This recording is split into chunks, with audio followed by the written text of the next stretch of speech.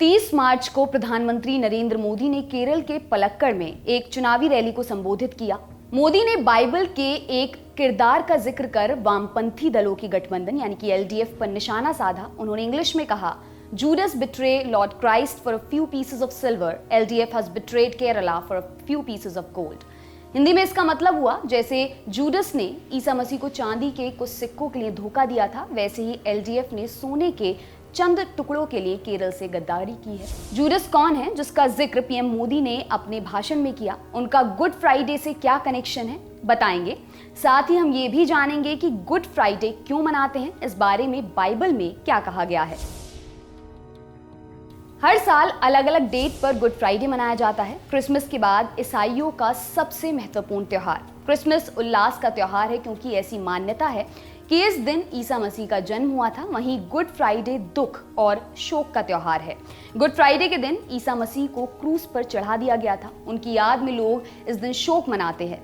यही कारण है कि इस दिन शुभकामनाएं नहीं दी जाती। यहाँ गुड फ्राइडे से मतलब होली या पवित्र फ्राइडे से है, जिसे हिंदी में पुण्य शुक्रवार भी कहा जाता है। गुड फ्राइडे मनाने की शुरुआत गुड फ्राइडे से 40 दिन पहले होती है। हर साल गुड फ्राइडे कब पड़ेगा, ये रोमन कैथोलिक ईसाइयों की सबसे बड़ी संस्था तय करती है, यानी वेटिकन सिटी। यहाँ रहते कैथोलिक ईसाइयों के सबसे बड़े धर्मगुरु पोप। इस साल 17 फरवरी को ऐश वेंसडे यानी राख बुधवार था। इसी दिन से चालीसा की शुरुआत हुई। ऐश वेंसडे को चर्च में स्पेशल प्रेयर होती है। इस दिन लोग अपने माथे पर राख मलते हैं, जो याद दिलाता है कि हम मिट्टी के बने हैं और मिट्टी में मिल जाएंगे।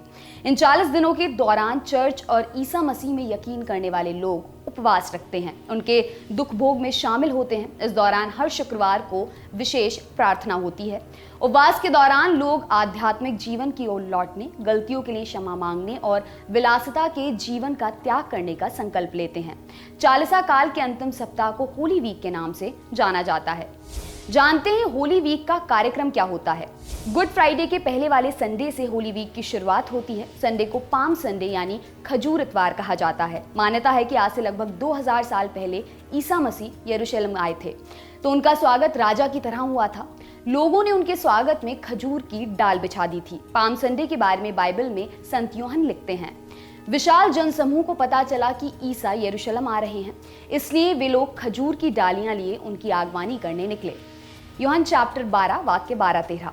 इस दिन खजूर की डालियां लिए लोग चर्च पहुंचते हैं और राजा के रूप में ईसा मसीह का स्वागत करते हैं। चर्चों में विशेष प्रार्थना होती है।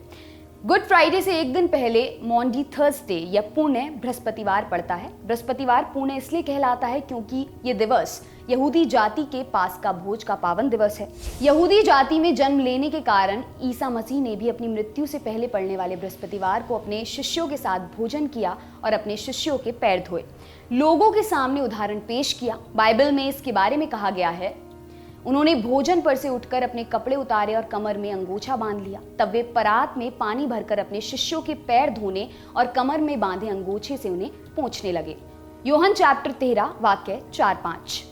इसलिए मैंने यानी कि तुम्हारे प्रभु और गुरु तुम्हारे पैर धोए हैं, तो तुम्हें भी एक दूसरे के पैर धोने चाहिए। मैंने तुम्हें उदाहरण दिया है, जिससे जैसा मैंने तुम्हारे साथ किया है वैसे ही तुम भी किया करो। चैप्टर 13 वाक्य 14-15। पुण्य बृहस्पतिवार को पोप और चर्च के पादरी लोगों के पैर धोते हैं ताकि ईसा मसीह ने जो उन्हें सिखाया है वह उसी रास्ते पर चलें। जूडस का गुड फ्राइडे कनेक्शन क्या है, बता देते हैं। बाइबल में लिखा है कि अपनी मृत्यु से पहले ईसा मसीह ने अपने शिष्यों के साथ अंतिम बार भोजन किया। इसे लास्ट सपर के नाम से जानते हैं। इसी भोजन के दौरान उन्होंने अपने शिष्यों से कहा कि तुम लोगों में से ही एक मुझे पकड़वा देगा। ये बातें जीसस ने जूडस के बारे में कही थी। वह उनके 12 शिष्यों में से एक था और ईसा मसीह का करीबी था। भोजन के दौरान जीसस ने हाथ में ब्रेड का एक टुकड़ा लेकर कहा कि मैं जिस भी शिष्य को एक टुकड़ा दूंगा वही मेरे साथ गद्दारी करेगा। इसके बाद जीसस ने ब्रेड का टुकड़ा जूडस के हाथों में सौंप दिया। जूडस ने धर्म अधिकारियों के साथ चांदी के 30 सिक्कों में जीसस का सौदा कर लिया। बाइबल में लिखा है कि जब वे प्रार्थना कर रहे थे, जूडस एक भारी भीड़ के साथ वहां पहुंचा। उसने कहा, जिसे मैं चूमूं वही जीसस है, उसे पकड़ लेना। हालांकि जब जूडस को पता चला कि जीसस को उसके कारण सजा मिली है तो उसे अपने किए पर पछतावा हुआ और उसने चांदी के 30 सिक्के वापस कर दिए। संत मत्ती अध्याय 27 में लिखा है कि जूडस ने कहा कि मैंने निर्दोष रक्त का सौदा कर पाप किया है। उसने सिक्के वापस करने चाहे लेकिन नेताओं ने उन्हें नहीं लिया। इसके बाद जूडस ने चांदी के सिक्के मंदिर में फेंक दिए और जाकर फांसी लगा ली। इन 30 सिक्कों से महायाजकों ने जमीन खरीदी और ये जमीन आज तक रक्त की जमीन कहलाती है। ये सब हुआ गुड फ्राइडे को, जीसस को क्रूस पर चढ़ाए जाने से पहले। ईसा मसीह के शिष्य जूडस ने उन्हें धोखा दिया। जीसस इस बारे में जानते थे लेकिन उन्होंने उसे रोका नहीं। जीसस के बारे में बाइबल में कहा गया है कि वह लोगों को चंगा करते, उनके घाव भरते और शांति का उपदेश देते। ये सब कुछ नेताओं को अच्छा नहीं लगता। उन्होंने साजिश रची कि वह उन्हीं को गिरफ्तार करवा दें और मरवा दें। जीसस खुद को ईश्वर का पुत्र कहते थे, इसलिए उन पर ईश निंदा यानी ईश्वर की निंदा करने के आरोप लगे। उन्हें प्राण दंड के योग्य पाया गया। उन्हें राज्यपाल पिलातुस के सामने पेश किया गया। राज्यपाल को सजा सुनाने का हक था। उसे पता था कि जीसस को ईर्ष्या के कारण पकड़वाया गया है, लेकिन भीड़ के सामने उसकी नहीं चली। राज्यपाल के सामने भीड़ जीसस को क्रूस पर चढ़ाने की मांग कर रही थी। राज्यपाल पिलातुस ने जीसस को कोड़े लगवाकर क्रूस पर चढ़ाने के लिए सैनिकों के हवाले कर दिया। बाइबल में कहा गया है कि सैनिकों ने ईसा मसीह के कपड़े उतारे, उन्हें लाल कपड़े पहनाए, कांटों का मुकुट उनके सिर पर रखा, उन्हें कोड़े मारे गए, क्रूस ढोने के लिए मजबूर किया और अंत में ईसा को क्रूस पर चढ़ा दिया। उनके दोनों हाथों और पैरों में कीलें ठोकी गई। अंत में ईसा ने अपने प्राण त्याग दिए।